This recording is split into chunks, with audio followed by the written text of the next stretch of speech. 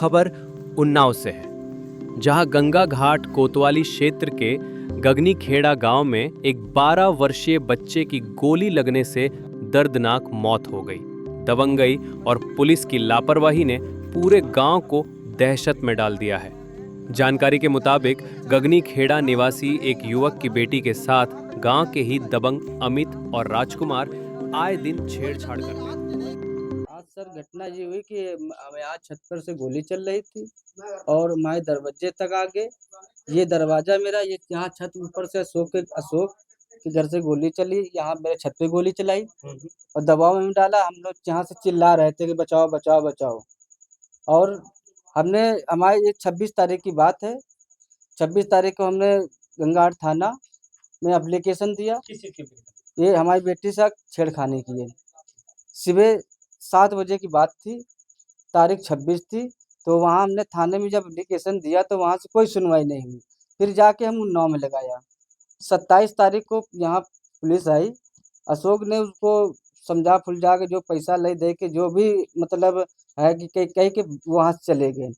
फिर हमने सुबह थाने गए। वहाँ पर मतलब प्रशासन हमारे साथ गलत बोल रहे थे, हमारी वाइफ के साथ गलत बोल रहे थे कि आपने आरोप झूठा लगा रहे हो। झूठा लगाने के बाद क्या वहाँ हमसे भी, हमारी बीवी के साथ भी उल्टा सीधा बोला गया।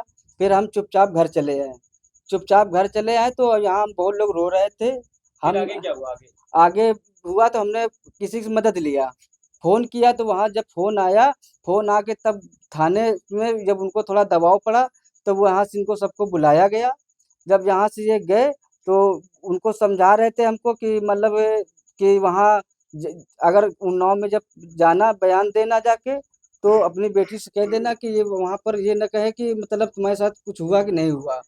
ये बोलना वहाँ कि हमारे साथ कुछ नहीं हुआ। जो छे ये लोग दबाव में डाली। ये हमारे 1 महीने की घटना। यहाँ रोज डेली सर यहाँ ये पीछे गोली चला रहे थे। आज क्या घटना हुई? आज सर घटना ये हुई कि मतलब कल यहाँ इनका बयान होना था हमारी बेटी का।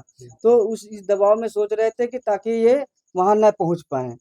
यहाँ इनको धमकाएंगे, गोली चलाएंगे और मेरे दरवाजे पर आके यहाँ पर बच्चे की मौत हो गई। वो बच्चा कौन? किसका बच्चा? वो सोनू का बच्चा है। सोनू का उसके बच्चे गोली लग गई। ये वहाँ चारों तरफ से गोली चला रहे थे।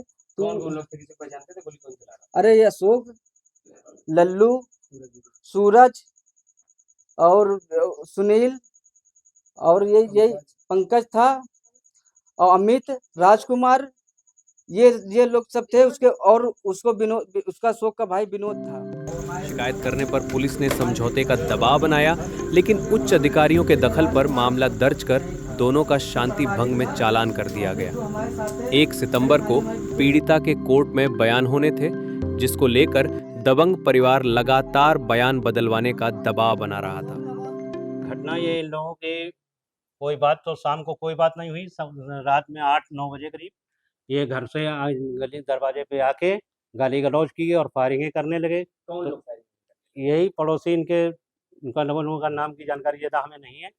और लेकिन ये पड़ोसी फायर करते हुए जब हमने अंदर की लाइट जलाई और हम बाहर भागे, देखा बाहर तो ये फायरिंग करते हुए लाइट जलाते ही भाग गए। भागते तो हमने इन लोगों को पकड़ के अपने घर कर लिया। तो इन लोगों ने हमारे घर पे भी फायरिंग की। पकड़ गए? ये बाऊ भैया पे जो इनके पर जो जिनके घर में लड़का ये मर गया है उनके पर। अच्छा, उनके परिवार पे लोग फायरिंग कर रहे हैं, उनको आपने बचाया है? जी, अंदर अपने घर में कर लिया था तो उसे ही उन्होंने हमारे घर पे भी फायरिंग की। तो कितने लोग थे जो फायरिंग कर? कम से कम 25 से ऊपर होंगे, लेकिन 20-25 लोग दिख रहे थे। कितने राउंड फायरिंग हुई? कम से कम 50 से ऊपर हुई है, लेकिन यह है कि इतनी गिनती नहीं कितनी है। देर तक होती रही फायरिंग? 1 घंटा लमसम। पुलिस कितनी देर में पहुंची है? पुलिस आधे पौन घंटे बाद आई। आधे घंटे। कुछ खोखे मिले हैं क्या? जी, मिले हैं। वो पुलिस ने ले लिए? ये पुलिस ने उन्होंने अपने कब्जे में कर लिए। तो आपके घर से मिले हैं या बाहर? हमारे घर पे भी मिले हैं, बाहर से भी मिले हैं। तो कैसा वर्चस्व इन लोगों का, किस तरह मतलब? अब भाई ये तो दबंग लोग हैं लगता है, तो कई लड़ाई झगड़े में पड़े रहते हैं। परिवार ने जब झुकने से इनकार किया तो दबंगों ने करीब 2 दर्जन साथियों के साथ मिलकर पीड़िता और उसके सहयोगियों के घरों को घेर लिया और ताबड़तोड़ फायरिंग शुरू कर दी। फायरिंग के बीच पड़ोसी सोनू अपनी पत्नी के साथ बाहर आए और उनका 12 वर्षीय बेटा अजीत भी वहां पहुंच गया। दबंगों की गोली अजीत के सीने में लग गई, जिससे उसकी मौके पर ही मौत हो गई। घटना से पूरे गांव में अफरा तफरी और दहशत फैल गई। परिजन बच्चे को जिला अस्पताल ले गए, जहां डॉक्टरों ने मृत घोषित कर दिया। ये बच्चा लगभग 10 साल का था और जब आया तो हमारे पास मृत अवस्था में आया। ये जब परिजनों से पूछने पे बताया गया है कि घर के पास दो गुटों में लड़ाई झगड़ा हुआ है और बच्चे को गोली लगी है और बच्चा हमारे पास जब आया तो वो मृत अवस्था में था।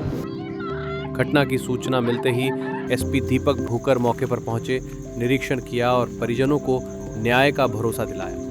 ये गंगा घाट थाना क्षेत्र में गांव पड़ता है दद्दी खेड़ा। इसी में PRV 112 पे सूचना मिली थी कि दो पक्षों में आपस में झगड़ा हो रहा है और फायरिंग हो रही है। इसी में तत्काल मौके पे पुलिस पहुंची थी और इसमें जो अभी तक की जानकारी मिली है उसमें ये तथ्य प्रकाश में आए हैं कि एक मंटानी निषाद व्यक्ति है, उसका पहले से ही दो व्यक्तियों के साथ झगड़ा था। तो वही आपस में उनके घर पे फायरिंग कर रहे थे और वो जो बच्चा है वो झगड़ा देखने के लिए जैसे ही बाहर निकला तो उसको गोली लगी।